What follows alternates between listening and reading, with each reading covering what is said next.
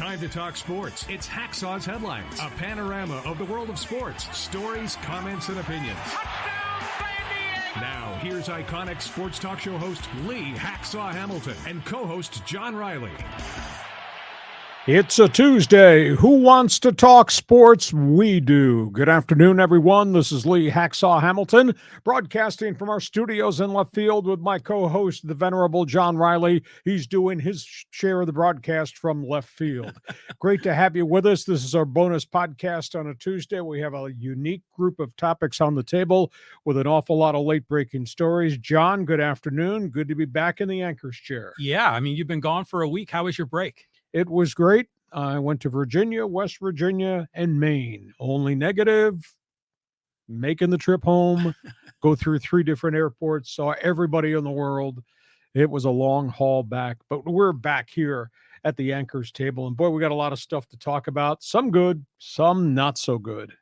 Yeah, I mean, so you want to start with our local baseball team? Go ahead. I mean, these Padres, while you were gone, they were stinking up the joint. They lost 2 out of 3 to the Royals and the Red Sox. What are we going to do, Hacksaw? So the Padres have got real problems here because now we're approaching June 1st, which is the start officially of baseball in summertime. And the Padres are closer to last place than they are to first place. In fact, at one point this past week, John, on the weekend, the Padres were 1 game out of last place, 1 game ahead of the last place Colorado Rockies. And there's been all kinds of reaction in the community. I think the most stunning thing to me was during the Kansas City series last week. Padres Royals, they lost 2 of 3 after getting belted by the Boston Red Sox. There were a lot of boos, and I've not heard a lot of boos at Petco Park, maybe ever. People are really upset at how this program has evolved, the expectations, the amount of money spent, and where they are in the standings. And now they've kicked off a 9-game road trip, starting with Washington, which has never been an easy place to play. And then they go to Yankee Stadium. So it's not going to get any easier for the Padres. Should I use the word underachiever? Yeah.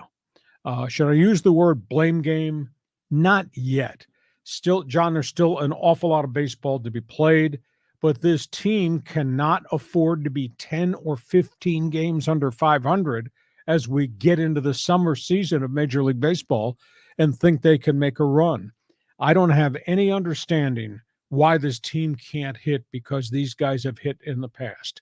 I did say to you all off season when we were talking Hot Stove League stuff that your pitching staff that was so great last year might not be the same pitching staff this year.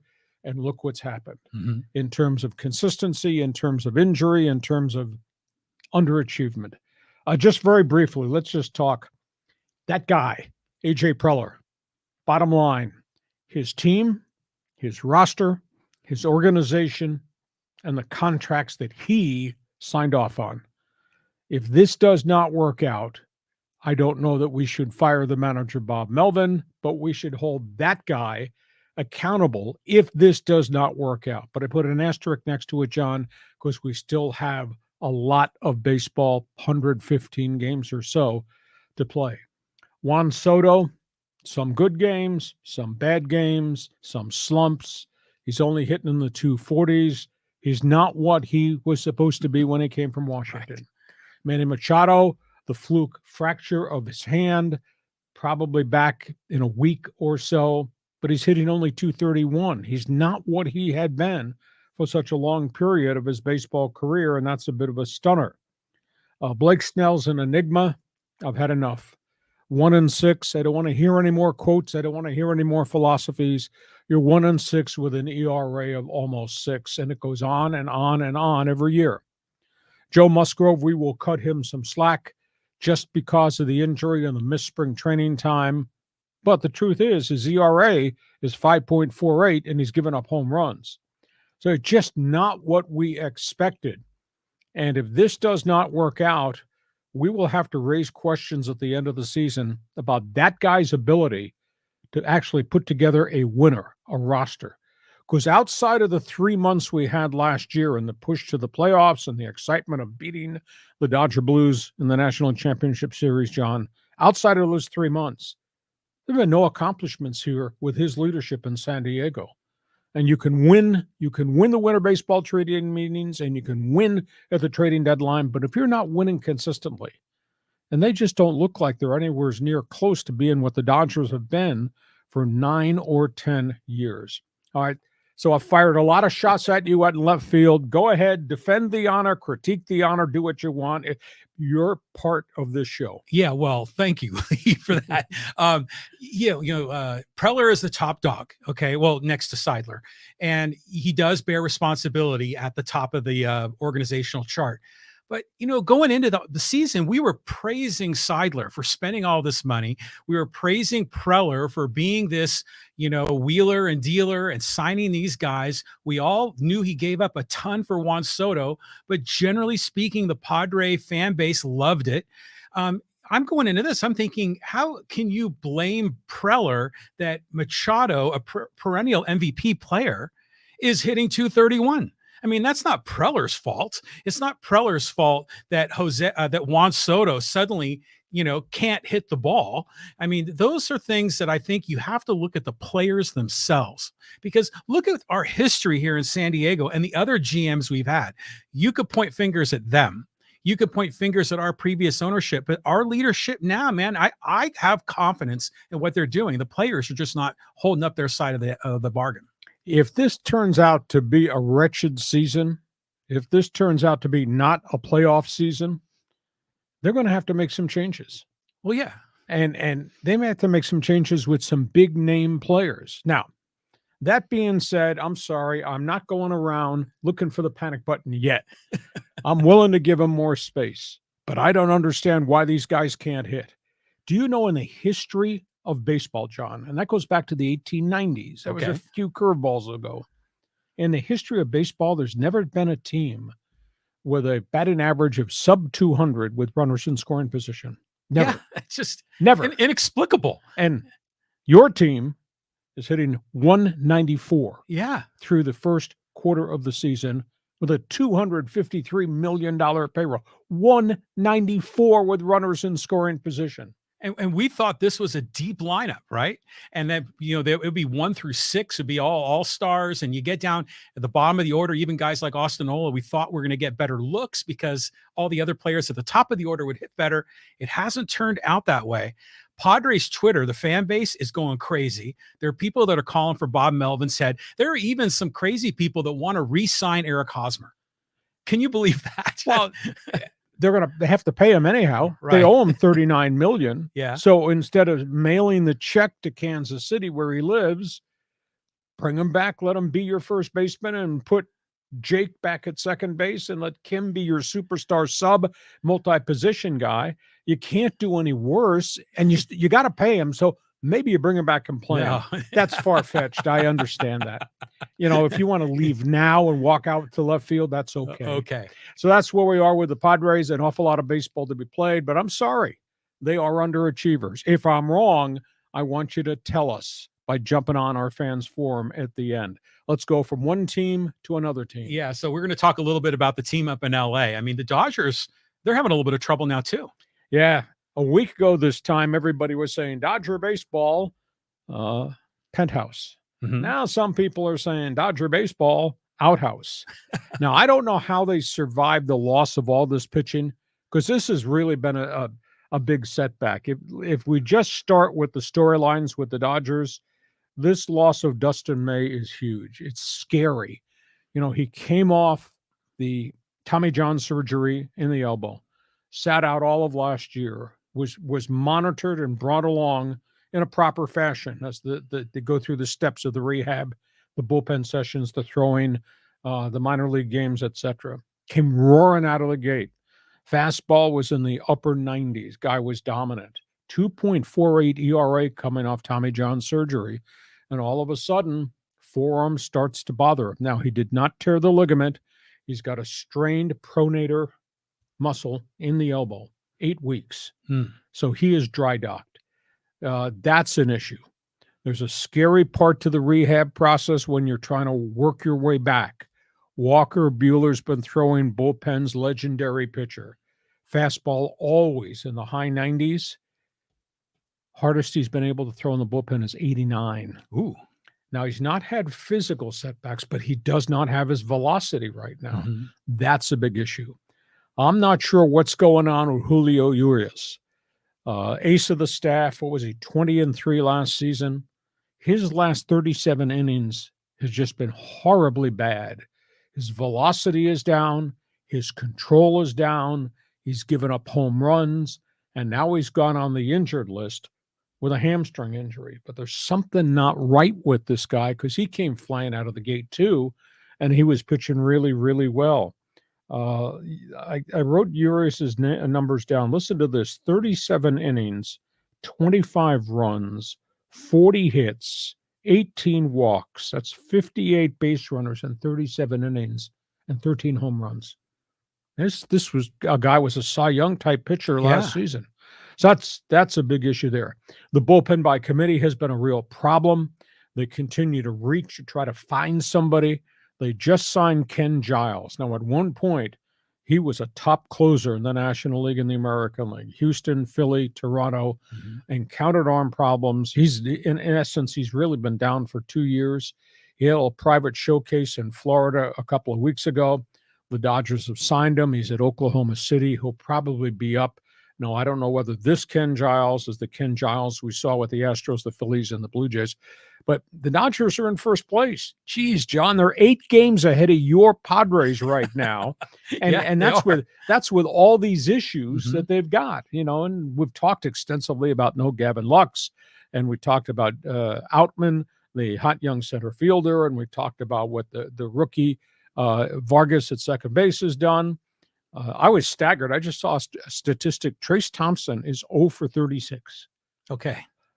You're supposedly one of your rotation outfield, 0 for 36. Well, he's reverted back to the way he played for the Padres. Yeah. So Dodgers are in first place right now with a myriad of problems, but there's a lot of baseball to be played. And if they don't get Julio back healthy on the mound, and Dustin May is out for an even longer extended period of time, you can't say, here's my rotation, it's Clayton Kershaw and Tony Gonsolin, and that's right now all they got. And they got the 5 kid pitchers down at AAA, but each of them has had a physical issue that kind of slowed their ability to go from AAA to the major league. So Dodgers are in first place holding on, but all is not right.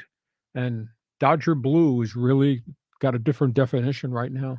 Well, what's the deal with all these pitchers? They're so fragile, It's just like they break so easily. I remember back in the day when they had 4-man rotations and pitchers were regularly going over 200 innings a season, sometimes 300 innings in a season. And now it's these little things that happen.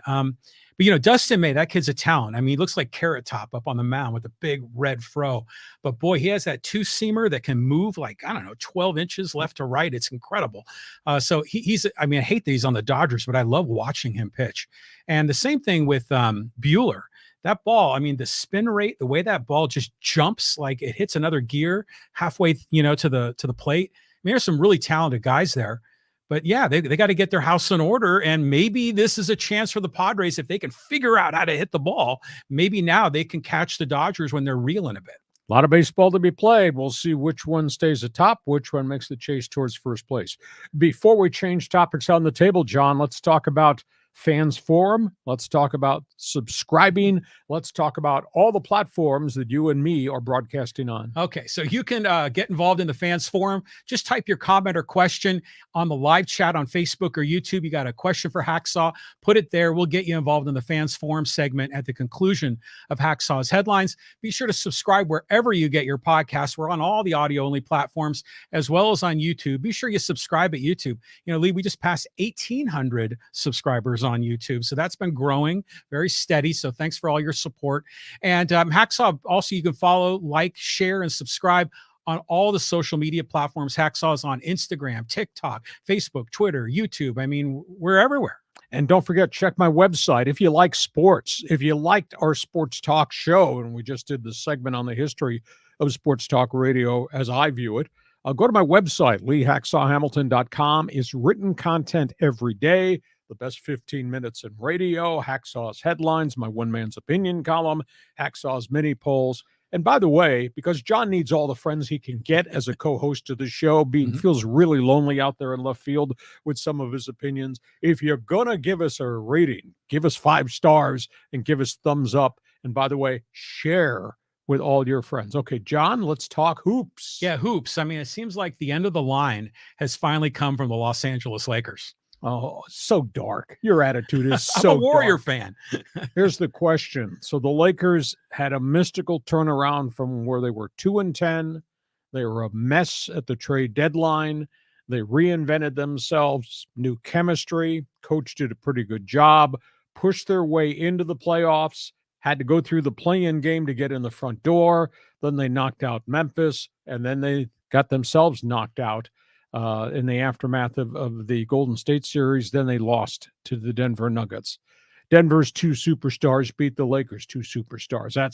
That's the bottom line there.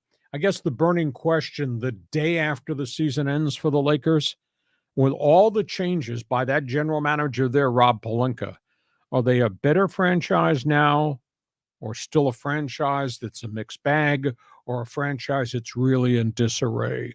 It's a huge conversation point going forward. What makes this hard, you got 2 superstars in LeBron at age 38 that put on an unbelievable show in that final game against Denver, and Anthony Davis, who's a tremendous talent, proved he could fight through injuries. You got 2 superstars, but there's not much else there. And you got 2 superstars, and you don't have any number 1 picks. And you have 2 superstars, and you have no cap space. So what you've got is probably what you're going to have to try to develop. So I just don't know it's the same franchise. I look at the roster. I think Austin Reeves was a positive growth player. Sure. I think Rui Hachimura proved he could be a big-time player, but there's not been a lot of consistency to his game. I'll pack the suitcase and go to the bus station and make sure D'Angelo Russell gets on the bus and leaves as a free agent. I agree. But the problem is you look at the rest of the roster and they're just guys. And yeah, a guy can have a good game and hit 5 three points in a row, but he's not good enough to play on an every night basis because he can't do that consistently. He doesn't play enough defense at the other end of the floor.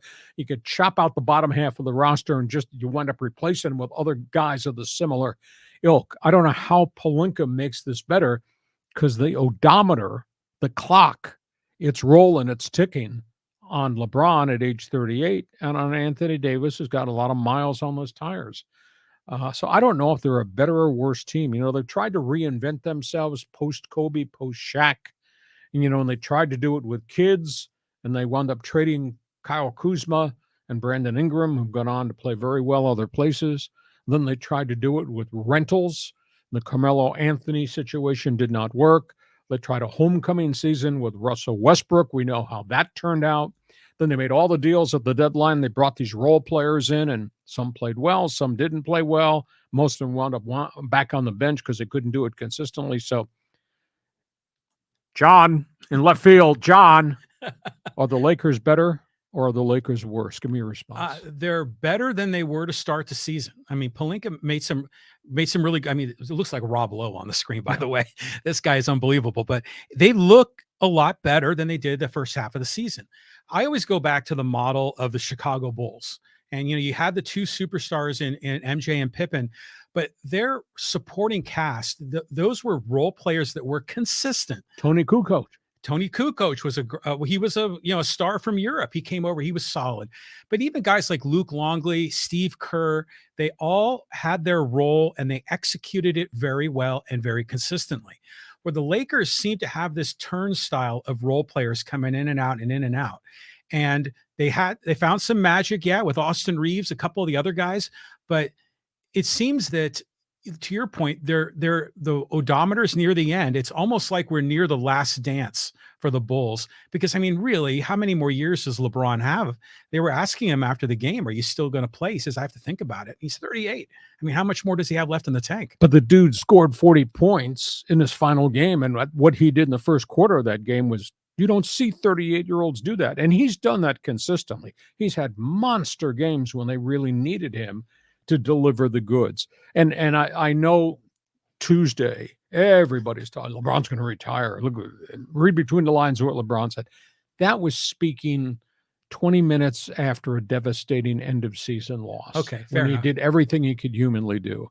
I don't think there's one iota of thought that he is going to retire. He'll come back. The challenge will be for Rob Pelinka to fix this franchise. And he's tried every avenue possible, and we've still not had an awful lot of success. And, you know, it's interesting because you got the Lakers in one corner of the crypto.com arena, and you got the Clippers in the other corner with a coach that I don't think is real happy. I think he's a great coach in Tyronn Lue. And there's no solution to the Clippers scenario because of the chronic injuries to Kawhi Leonard and Paul George.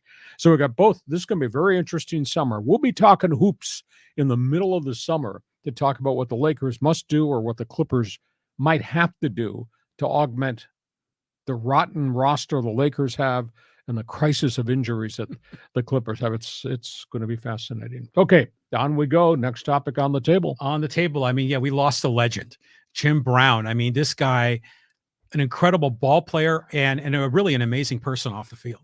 Flashback. I grew up on the East Coast. Don't ask me why. I was not a Yankees fan. I just liked the logo. I was an Indians fan, Chief Wahoo. I was a Browns fan. I totally disliked the New York Giants. I grew up where Sunday was important because it was Jim Brown versus Sam Huff. Giants, Browns. It was like they played every weekend. What legendary showdown games. Is there a way to describe Jim Brown? Those are great statements.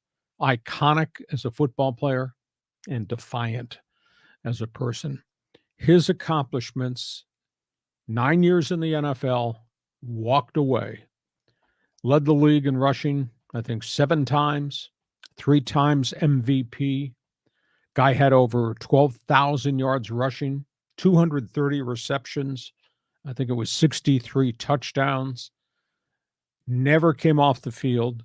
He was the heart and soul of the Browns. He left to go be in the film industry after a dispute with the owner. He was a man who had his own standards. He was an icon in NFL football. Off the field, he had enormous issues. He was arrested 7 times for abuse of women, girlfriends, dates, wife, bad situation.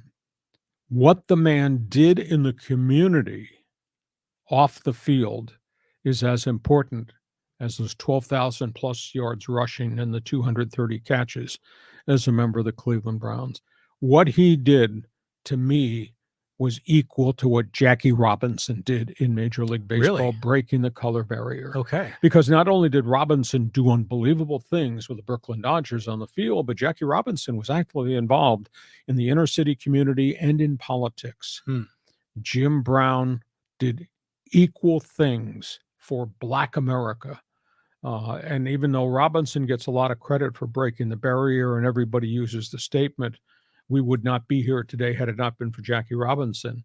The growth of African-American people and athletes is in part due to what he did, whether it was his relationship with Martin Luther King, whether it was his support of Muhammad Ali during the entire Vietnam War crisis issue, whether it was his intervention with gangs, whether it was stepping front and center with the NAACP to help Black businesses become key integral parts of the African-American communities back in the 60s and 70s. Brilliant man. I interviewed him one time. Just an unbelievable man in terms of what he thought was important, not just in sports, John, but what he really thought was important in the social life, the fabric.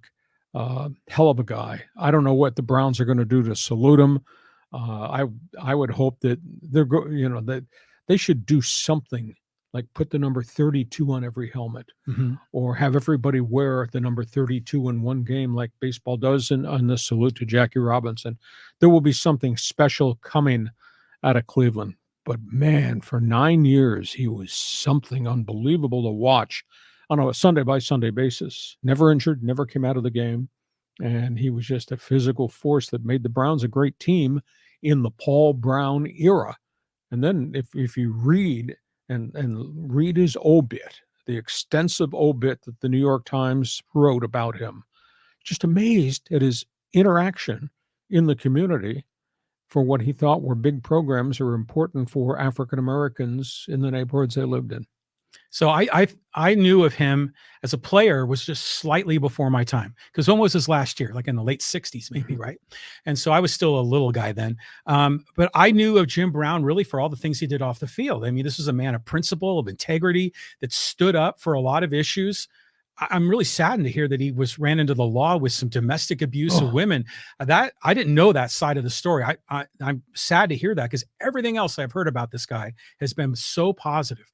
But I mean, is that why you were a Cleveland Brown fan back in the days? I mean, you live on Long Island and you're rooting for the Browns, like. And I was on Long Island rooting for the Indians against the Yankees. I'm sorry, I was cut from a different cloth. That's who I am. So is Jim Brown, in your opinion, the best running back of all time? Maybe one of the top 5 in NFL history? Well, I think it's hard to compare eras. I had great regard for Walter Payton, phenomenal respect for the athleticism of the dart and dash of Barry Sanders.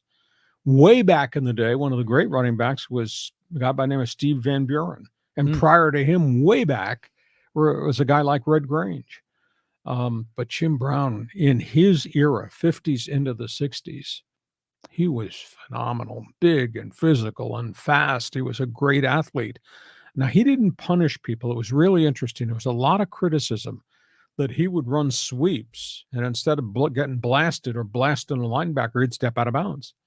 And his whole theory was, why should I take an extra hit? I'll come back and hit him on the next play when they run me up inside. I mean, 1964, the Browns won the National Football League title and championship, and he was part and parcel of that whole thing. But he did so much, especially in Los Angeles, so much as it relates to interventions with gang members. He just influenced a lot of young African Americans who are on the brink of going the wrong way. And Jim Brown also, you know, he was from Manhasset, Long Island, out close to where I lived. Went to Syracuse University. He was coached by a legendary college coach, Ben Schwartzwalder, who had racial issues at Syracuse. He was a victim of racism back in the 1950s.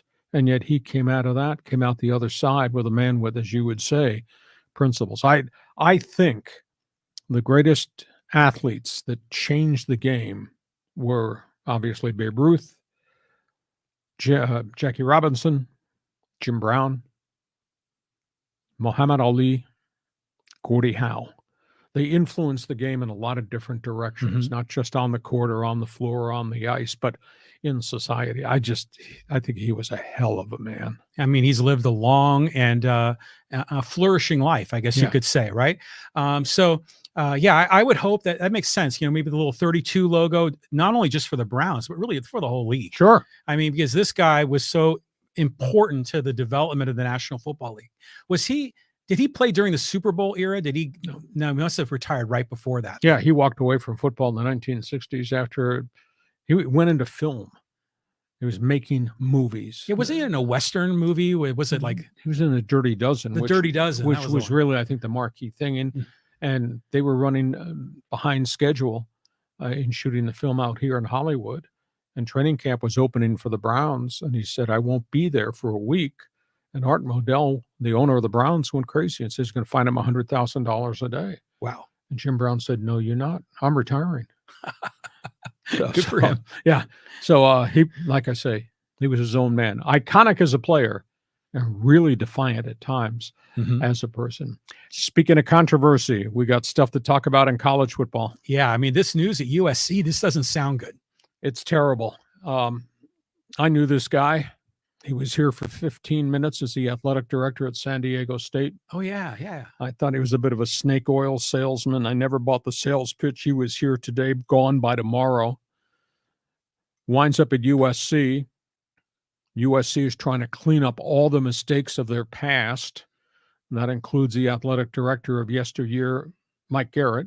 That includes the sparkling hiring of the wide receiver, Lynn Swann. Neither of those worked out. That includes the failed attempt of Pat Hayden to fix the program. And then the hiring of this guy. And this guy comes in, and next thing you know, They get Lincoln Riley as head coach. Next thing you know, they hire a pretty good college basketball coach in Andy Enfield. Next thing you know, we wake up one morning having coffee and spill the coffee on the table. What do you mean USC and UCLA are going to the Big Ten? So he accomplished a whole bunch of things. But now we find out, and thank goodness for the media. You know, the newspaper world is dying. Thank goodness for investigative reporting, because the LA Times is the one that broke this story, that 6 women within the athletic program and employees went to the university and said there was a major problem here with harassment, toxic workplace environment, sexual harassment, reliability, him showing up on time to do the job he's supposed to be doing. I always thought he was a glad hander. Obviously, from within the circle, there was a lot of other stuff going on there that turned a lot of people off. And now we find out the second story via the Cincinnati Enquirer that he left UC to come to USC, and there was an investigation because of sexual harassment and sexual misconduct with him and 3 female employees at UC who went to the Cincinnati administration. So it begs a question: how does USC vet its hires when you've made these kind of mistakes with so many athletic directors who are the CEOs of the program, big money program? How do you make that kind of mistake? And what does it say about this guy because of the junk that happened at Cincinnati and is now repeated even on the bigger stage at Southern Cal? I mean, I was really stunned. But when he was here, I never had a problem with him, but I just thought that his whole approach to doing it seemed to be kind of sleazy. And then look what happened in Cincinnati with the Bearcats, and obviously what's happened with the Trojans. Did SC fire him? Is he gone? He retired. He retired. He retired a day after the LA Times went to USC and said, we have this evidence of this investigation on the other side of your campus. And by the way, we have now dug up the fact there was a similar set of incident circumstances investigated at the University of Cincinnati. So he retired - got fired. And I don't think he'll ever work again. This story keeps repeating itself, right? Yep. And it's like mass shootings. It's like it happens all the time and it never stops. So we keep having these sexual harassment situations. What's the problem here? I mean, why can't these men evolve? Why can't they join us in the 21st century and treat people with respect? I mean, what's going on? It's just the way society is, whether it's corporate industry, or whether it's Division I football and basketball powers. It's just society's norms have changed. And the Me Too movement has now impacted every facet of business and society, and rightfully so. And yet this stuff is going on as recently as 3 months ago at Southern Cal in 2023. You're kidding me? That nobody's... Some select group of people have not learned that there's different values and different mores and a different set of circumstances now in the culture. And you can't make those comments, and you can't touch female employees. Right. So I mean, he's not the only one. It's happened everywhere, but this is Southern Cal, and now look what's happened there. Yeah. And I think to your point, how did they not vet this and not learn? I mean, because especially you figure like the whole Harvey Weinstein thing was all Hollywood. I mean, that's right down the street from USC. You think they would have been doing better due diligence here. And if this guy had this kind of a track record, why in the hell did they hire him in the first place? I mean, you know, this kind of reflects poorly on the university's administration all the way to the top. The word is credibility. That's what the word is. Okay, before we go to people who've got statements to make, John, just quickly tell everybody again about our fans forum package. Tell them how to subscribe. Tell them why you desperately need them to give you 5-star ratings in left field. Yeah, I desperately need people to like me. So if you like the podcast, you want to follow, subscribe, share, all that's helpful. Go to all the social media platforms. Hacksaw's there, Instagram, TikTok, Facebook, Twitter, YouTube. I mean, we got to get on a couple of others here just to kind of keep the love going. Fans forum's already loading up. I see a lot of people in there. Force Coast Fabio's in there, and Podsin 69 and Mark Schwartz. And we're going to try to get you all involved in the fans forum segment here in just a moment. And, you know, it's just follow wherever we are. You know, we are on all the audio platforms there, Lee. And subscribe and share. Tell your friends. I don't care if it's phone call, email, text, cell phone, Instagram. Facebook. Tell your friends about what we're doing, whether a weekly podcast, and also check my website. If you like sports, you're going to really like what I write day in, day out. May not agree with my one man's opinion columns, but that's okay too, because that's a part of the equation. John, let's let the fans get involved here. Where do you want to start? Well, the fans have got some great comments about what we talked about today, but the YouTube comments were all going down memory lane with sports talk history. So I hope we get time for both. Jump on there. Okay, so let's go here to Graham Zuloff, and he says, how long will the Brandon Dixon experiment continue? Put Carpenter in. Well, here's the question. I'm sorry. They got super utility men that they have to bring up from El Paso when guys get hurt, but those guys can't play. Please tell me, and again, this is his statement. Reminder, he said Eric Hosmer. I'd rather have Eric Hosmer at first base than Brandon Dixon at first base. I'd rather have Eric Hosmer at first base and allow Jake to go to second base. And then make Hassan Kim the super utility guy. Can play second, can play short, can play third. Who knows? Maybe Hosmer hits better. You got to pay him. You owe him 3 years, $39 million. Why don't you bring him back and make him work for it and just see if something happens? Yes, no. No. He takes balls from the right side, left side of the infield when he's receiving it. He takes them in foul territory. The ball bounces and crosses the base running line, and he catches it behind the line. Hosmer has no business coming back to San Diego at all. But yeah, Brandon Dixon, it's like, why is this guy barely even made the team? I'm surprised. I think it must be like a 40-man thing because they maybe don't want to bring up someone else. But God, it just seems like, these championship players like the Bulls, they have these role players and all those role players are consistent, but the Padres, their role players they're big reaches. And I think the Lakers were like that to a degree too. Tell you what, you look at the Padre batting statistics as they start this 9-game roadie. My goodness, they got a ton of guys hitting under 240. Oh, there's so many of them. Awful. All right, he says no to Eric Hosmer. Next question. Okay, this is an Aztec question. I like this one from Force Ghost Fabio. Hey, now that forward Jay Powell has signed, who is Dutch looking at to fill the last 2 scholarships? Well, here's the big issue, and we said this maybe a month ago. I take full credit for being first man through the wall with this opinion. I was really concerned that San Diego State, John, was not going to be able to continue to fund their athletes in the NIL pool. Mm-hmm. And now we find out that the Mesa Foundation is struggling to raise another $365,000 to fund it again this year. I think indirectly, nobody said anything to my questions about this. I think the reason the Padres did this marketing deal with JMI Sports downtown to market the programs and do their contracts and the negotiations and all that, I think part of the JMI package is going to be to try to raise funds that can be flipped into the NIL pool that the Padres have to give their players. You mean the Aztecs? I'm sorry, the Aztecs.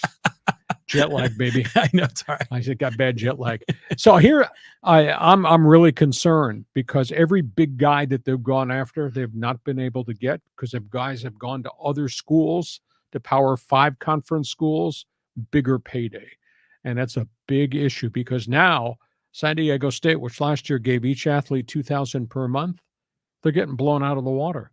And if it's bad at San Diego State, think about how bad it is at really the under-financed places like New Mexico and Wyoming and Colorado State. They're all getting dinged and they're all losing players.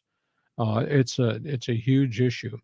I'll give you a prime example, and I thought this all along. I thought Aztec kids were being tampered with. Josh Simmons, their best offensive lineman for Aztec football. He was here, started for almost 2 straight years, struggled, learned, but at 6'7", 300, this Brady Hoke talked about this kid's pro potential. He disappears, goes right into the portal right at the end before spring ball starts. Where does he wind up? He won't get $2,000 at Ohio State. He's getting $50,000 at Ohio State. And that's what's happened around intercollegiate athletics is the big boys are showing up and they're cherry picking the top kid from a mid-level program that they think they can grow and make him a really fine college player, and they're giving them wads of money. It's a big issue at San Diego State. So that's why they've not signed anybody else. That's why crosstown at USD, Steve Lavin has not landed any transfers, and he rebuilt that thing with the snap of your fingers last year in the transfer portal because guys wanted to come play for him in his name. Now guys want to go play. How much are you going to pay me? Right. It's a big issue. Now Keyshawn Johnson's at Arizona. I'm kind of wondering how much he got. Well, he got something, but I Yeah. don't know what kind of impact he's going to have because that's big time basketball. Yeah. I mean, he was a fine player in the Mountain West Conference, but there is a difference between Mountain West here, Pac-12 here. Yeah. Well, we're going to find out. I mean, I'm kind of rooting for him. I was disappointed he left, but I get it with all the money. I mean, you can't bang on the players for pursuing, payouts. But yeah, the landscape has definitely changed. Yeah, and I mentioned back months ago when the Keyshawn Johnson thing happened, we don't know the family's financial situation. And a lot of times these kids come from poverty. He came from Oakland. So I would have to imagine money is part of that decision-making process too. On we go. Next question. Okay. Let's see here. This is another one from Grant Zuloff. He says, LeBron looked passive in the second half last night. Where's the passion and drive? Well, he spent a lot of bullets in the first half. In fact, he played virtually the entire first half. I think he played 23 minutes and 20 seconds, and then he played the whole second half. So, I mean, he was pushing almost 48 minutes during the course of that game, John, and I think he was spent. And I think they may have done some things defensively a little bit different, which kind of forced the ball other directions. They started to double on LeBron. He only made one basket in the fourth quarter, and he missed the last two shots. One was a missed short jumper. The other was a blocked shot because just couldn't get up off the floor because I think he was just really fatigued. So yeah, this is not on LeBron. This is not on Anthony Davis. This is on the rest of the roster, and I think that's a big issue that I don't know how Rob Pelinka is going to solve it because he's tried every creative way to get guys in the front door. And they have no cap space and no number one picks till 2027. Yeah. And then imagine, I mean, we don't know what's going to happen. I mean, but it's going to be tough for them to rebuild this thing. And I mean, now we're dealing with the surging Sacramento Kings in the West. I mean, the landscape in the NBA is changing as well. But yeah, I mean, LeBron went for that final drive, that final basket, and just got snuffed in the lane. And I think to your point, he was probably fatigued. I mean, I think he played all but a few seconds of that entire game. Yeah, I think he played, I want to say 46 and a half to 47 minutes of a 48-minute basketball game. Yeah. At age 38.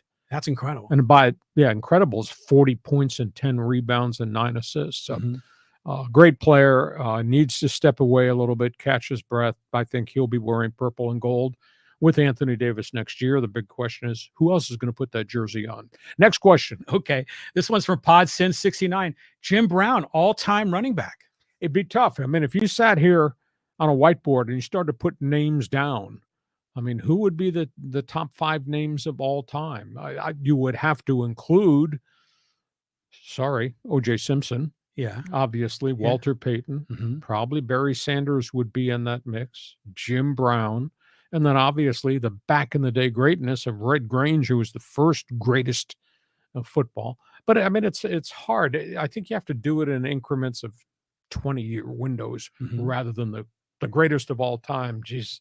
Well, how about Earl Campbell? NFL football goes back to 1920. Yeah, and it was a different game back then, the way they played the game. But I mean, I remember Earl Campbell for the Oilers, and that guy was just unbelievable. And you can add Franco Harris to that argument. That one, Franco was amazing. Marcus Allen.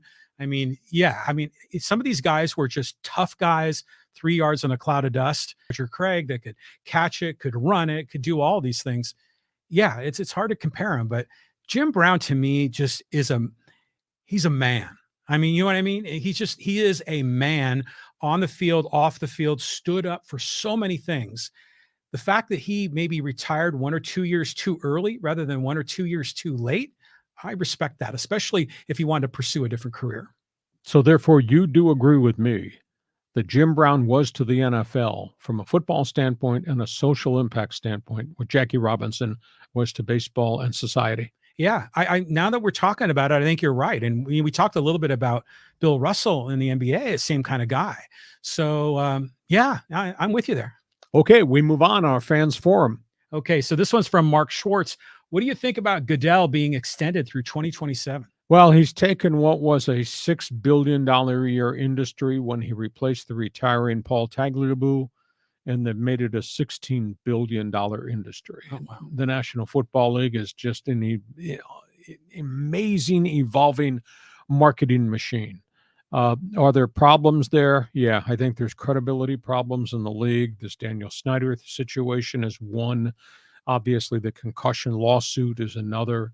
The hypocrisy of the league as it relates to we must hire more blacks, and there's hardly any African-American minority head coaches. That whole crisis. So the league has got some monster credibility problems. But I get the sense that fans don't care. Fans just want to see the games and want to see the action, and they want to watch the playoffs and love the Super Bowl. And in the off season, the Super Bowl is the NFL draft. But NFL has got some real issues that they've got to deal with from a credibility standpoint, and some of that's on Goodell. Some of that has to be on the relationship of the owners, and some of it's got to be the business relationship with the Players Association. So I think this will be his last contract as commissioner through 2027. Yeah, I mean, there's just a lot going on. You figure, yeah, there's all the money. That's good for the league, and their finances. But then, there's the concussion syndrome and like the beating these guys take. Now, on one hand, I mean, it's tragic, but on the other hand, the fans love that gladiator aspect to the game, right? But what's carrying this whole thing? It's the gambling. It's fantasy. It's DraftKings and all those other apps that are available. That's what keeps people passionate about this. I mean, it's just a fantastic sport. It's perfect for television. And the NFL is getting a cut of every pie that is on the table. Mm-hmm. I mean, that NFL is all about money. Just ask Charger fans here who saw their franchise being taken away from them in the middle of the night. We move on Fans Forum. Okay, this is actually a pretty interesting comment here from Diego Garcia. And he says, Lakers are linked to Trae Young. How much should they be willing to give up to get him or a similar point guard? Here's the question. What do they got to give up? Yeah. I mean, do you think anybody's going to knock the doors down for Reeves or Rui or anybody on the bottom of the roster? So who you got to give up? And then on top of that, you don't have any number ones. And you don't have any cap space to take on Trae Young. So please out there, do the calculus and then call me back and let me know how are you going to make that kind of trade. I just don't think they have the assets and the resources because they traded so much away in the future. You go back and look at what they gave up in the ill-fated Russell Westbrook deal to haul him out of Washington. And obviously the price they paid to get the great player that is Anthony Davis, it was real significant. It included Brandon Ingram, who's a young star, and it included multiples of number one draft picks. So there's no assets. There's nothing left in the checking account to make any type of creative big boy trade. Unless you get a veteran player that wants to get a ring. And unless you get a veteran player, and I'm not saying Kyrie Irving because that there's too much baggage there that wouldn't fit in the Laker locker room. But if you find a couple of veterans that want to come and win and are willing to play on a much lesser contract, then maybe there's a way you can rent vets. But they tried to rent vets with Westbrook and Carmelo Anthony, et cetera. It didn't work out. Well, it's like, what's that guy, Al Horford for the Celtics, a veteran that has a role, has been very good. Yeah, it's going to take something creative, but I think Lakers fans have been spoiled for decades because they get the Magic and, well, they had, Wilt Chamberlain at one point. Then they have you have Showtime. Showtime in the 80s. Then you get Shaq and Kobe. Now you got LeBron. It's like they expect that they're going to get whoever they want in LA, but the salary cap has completely changed everything. Exactly. We'll follow it. We'll track it. It's going to take all the creative juice that Rob Pelinka's got to trying the right guys. I think the only ticket that's going to make this thing better is going to be some veteran guy that wants to come here at a much lesser contract to go get a ring and play in LA. Okay, on we go. A couple more here. Yeah, we got some great ones here from the History of Sports Talk Radio.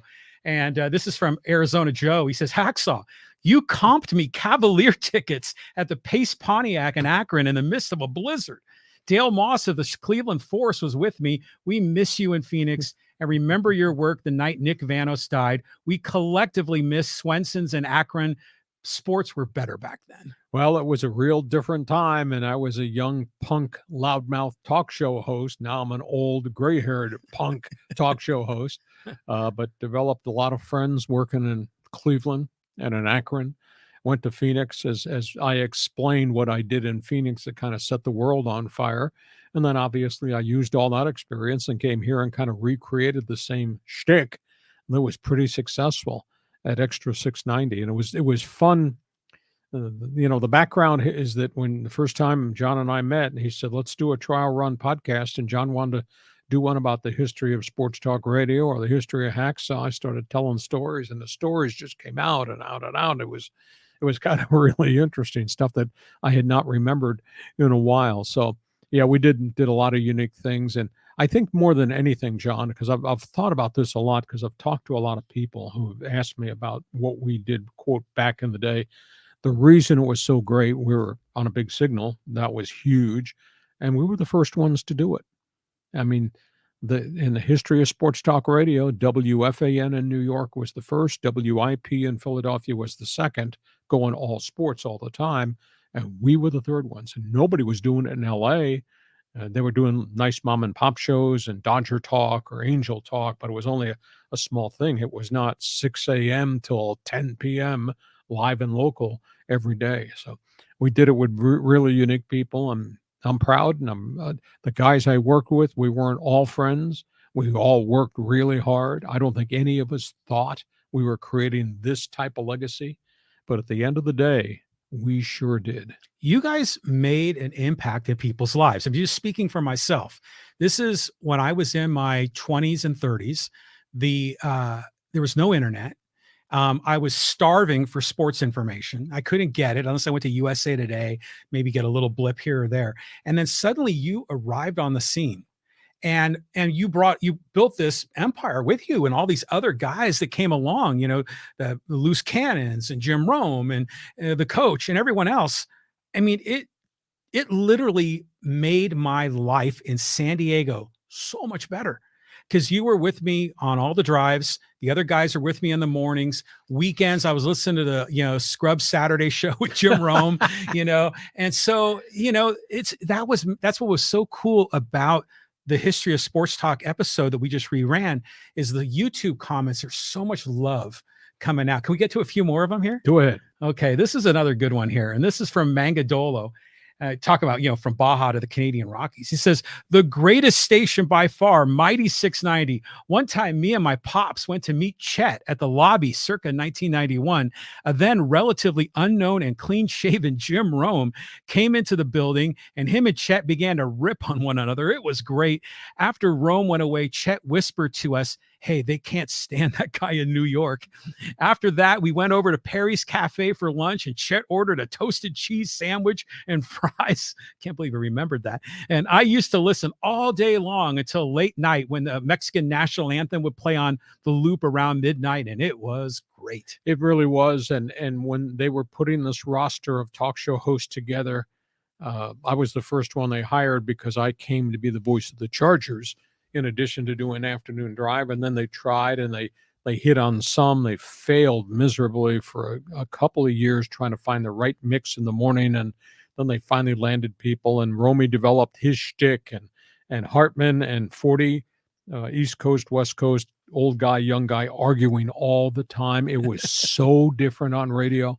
And then Chet sadly passed away. And then I recommended Philly Billy, and Bill Werndell came from Philadelphia, and they reincarnated what was called the Loose Cannons. And we had so many other guys that were in there that were participating in the thing. It was mystical. And I'll tell you, management, I said this on the first podcast we ever did, management will say, look at this roster of guys that we hired. Trust me, they didn't know what they were doing. They stumbled upon guys. Nobody knew that, Jim Rome would turn out to be Jim Rome. I thought he was like the guy on Bring Back Kotter. Oh, Welcome Back Kotter? Welcome Back Kotter. What's his name? Arnold Horshack. Oh, yeah. So, oh. Yeah, exactly. But each guy, and I think this is nobody understands this. This is what made Extra 690 so dynamic. Every guy had a different style, came at it from a different angle, and each show was like a separate entity. Oh, for sure. And they didn't sound the same. They didn't talk about the same topics. They didn't have the same opinions. And we had probably 11, 13-year run. Phenomenal. Just phenomenal. It was just what a unique mix, and you can't duplicate it now. Everybody's trying to do the same thing, and we were the first ones to make noise. Now there's a lot of noise out there. I don't know that it's got great, I don't know if it's got great content or great talent behind the noise, but it was special. It really is, and it's amazing now because I've gone on my YouTube channel in the comments section, and I've written a lot of replies to all the people that wanted to participate and say, I like this, or I can't stand you, and that's okay. But I think, did you feel the love? Oh, yeah. Yeah. I mean, because you guys made a difference in our lives. And I mean, the Charger broadcast was amazing in and of itself, but the talk show and that lineup, I mean, like when I was a little kid, I knew TV Guide. I knew which shows are on which day. But when I was a young adult, I knew the extra 690, calendar. I knew which guys were on which time slots. And if someone switched a time slot, I was well aware of it. And I kind of planned around it. I mean, it was very important in my life. And that's why I just consider it such a thrill to be co-hosting with you now. Well, it'd be better than doing a show with the dog or your wife. I guarantee you that. I guarantee you as well. Okay, one more here before we wrap this up on Fans Forum. Okay, let's get this one. This is an interesting one from Taylor Passipan. This is an Instagram comment about the Coach Prime and Trevor Bauer piece we did. And he goes, what is wrong? If you're talking about sexual misconduct of a baseball player and then went to Coach Prime like the two were connected, you are wrong. Well, I don't recall that we linked them together. One topic might have followed the other topic, but we were talking about the ethics of Trevor Bauer and his utter denial that he did anything wrong, quote, in a sexual misconduct case. We'll see if the lawsuit ever gets to court. We were talking about the ethics of Deion Sanders running off 72 football players at Colorado. I'll tell you, that story has legs. That story is not going away. And there are a bunch of people, including coaches in the Pac-12 and athletic directors around the country, that are just of the opinion the transfer portal was not to be used that way to run guys out. And we'll find out on the football field. I think there's no doubt that primetime Sanders did a great job at Jackson State. But this is a different world out here in the Pac-12. At Jackson State in the SWAC, he got his son, who's a great college quarterback. He got about 5 really blue-chip recruits. And they totally dominated the Mississippi Valley states and the Alcorn states of the world. Out here, everybody's got big boy talent. I mean, from SC to UCLA to Oregon to Washington, etc. And there's some people that don't subscribe to the way Coach Prime conducted his business with the players that he inherited in that program. And I think some people are going to run some big scores up on Colorado. And he's not coaching Jackson State against Tennessee State in the SWAC. He's going to be in the Pac-12. So I'll be really interested to see what the relationship is like going forward and how he holds up if things get really bad. Yeah, it's going to be must-see TV, isn't it? Yeah. I mean, because on one hand, I mean, he could flip the script and maybe imagine if he was this innovative, dynamic force and suddenly the Buffaloes are back in the top 25. I mean, that would be an incredible run. So I think we're all looking forward to see how this thing plays out. But to your point, yeah, you blow out 70 whatever guys. How do you build a roster and be competitive year one?